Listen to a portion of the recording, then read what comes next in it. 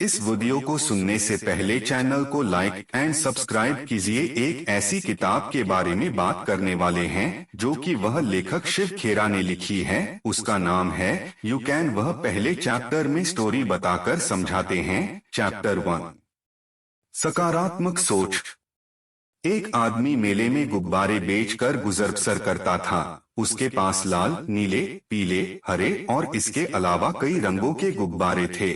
जब उसकी बिक्री कम होने लगती तो वह हीलियम गैस से भरा एक गुब्बारा हवा में उड़ा देता। बच्चे जब उस उड़ते गुब्बारे को देखते तो वैसा ही गुब्बारा पाने के लिए आतुर हो उठते। वे उसके पास गुब्बारे खरीदने के लिए पहुंच जाते और उस आदमी की बिक्री फिर बढ़ने लगती। उस आदमी की बिक्री जब भी घटती वह उसे बढ़ाने के लिए गुब्बारे उड़ाने का यही तरीका अपनाता। एक दिन गुब्बारे वाले को महसूस हुआ कि कोई उसके जैकेट को खींच रहा है। उसने पलटकर देखा तो वहाँ एक बच्चा खड़ा था। बच्चे ने उससे पूछा, अगर आप हवा में किसी काले गुब्बारे को छोड़ें तो क्या वह भी उड़ेगा? बच्चे के इस सवाल ने गुब्बारे वाले के मन को छू लिया। बच्चे की ओर मुड़कर उसने जवाब दिया, बेटे, गुब्बारा अपने रंग की वजह से नहीं बल्कि उसके अंदर भरी चीज की वजह से उड़ता है। हमारा नजरिया हमें कामयाबी दिलाता है, ये इस स्टोरी से पता चलता है। अगर कामयाब होने के लिए नजरिए की इतनी अहमियत है तो क्या हमें जिंदगी के बारे में अपने नजरिए की जांच परख नहीं करनी चाहिए? और क्या हमें खुद से यह सवाल नहीं करना चाहिए कि हमारा नजरिया हमारे मकसद पर कैसे असर डाल सकता है? चैप्टर 2, हीरो से भरा खेत। इस स्टोरी का समरी सुनेंगे तो चलो शुरू करते हैं। हफीज अफ्रीका का एक किसान था। वह अपनी जिंदगी से खुश आर संतुष्ट था।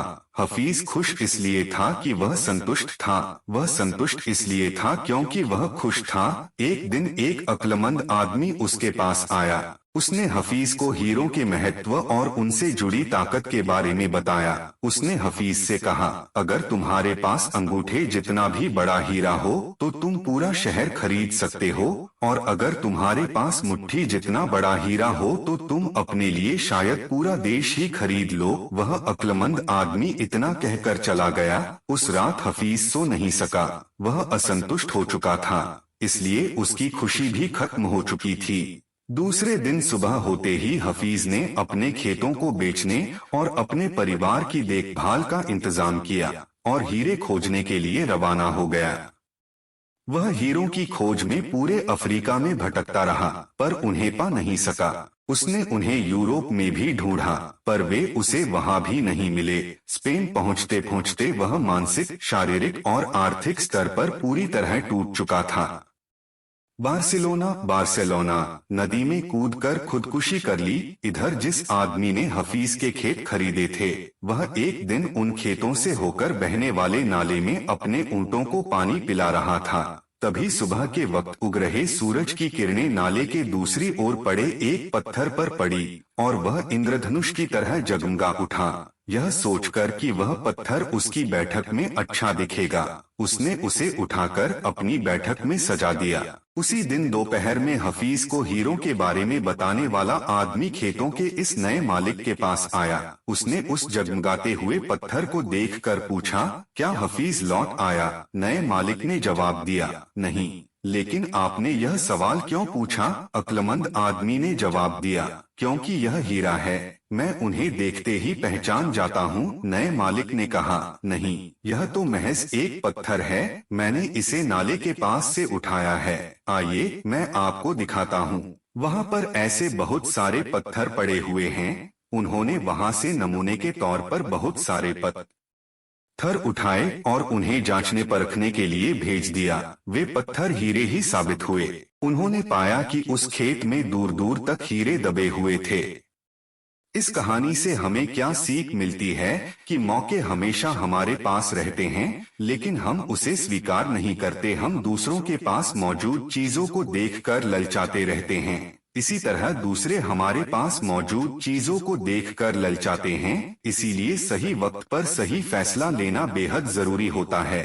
गलत वक्त पर लिया गया सही फैसला भी गलत फैसला बन जाता है। चैप्टर 3, हॉलिस्टिक अप्रोच में संपूर्णतावादी। हॉलिस्टिक नजरिए में यकीन रखता हूँ। हम केवल हाथ, पाँव, आँख, कान, दिल और दिमाग नहीं, बल्कि एक संपूर्ण इंसान हैं। काम करने के लिए एक पूरा आदमी जाता है और काम करके एक पूरा आदमी लौटता है। घर की परेशानियां, फैमिली प्रॉब्लम्स हमारे कामकाज पर और कामकाज से जुड़ी परेशानियां, वर्क प्रॉब्लम्स हमारी पारिवारिक जिंदगी पर असर डालती हैं। पारिवारिक समस्याओं की वजह से तनाव का शिकार होने पर हमारी उत्पादकता, प्रोडक्टिविटी घट जाती है। इसी तरह कामकाज से जुड़ी परेशानियां न केवल हमारे परिवार बल्कि जिंदगी के हर पहलू पर असर डालती हैं। निजी, पेशे से जुड़ी और सामाजिक समस्याएं एक दूसरे पर लाजिमी तौर पर असर डालती हैं।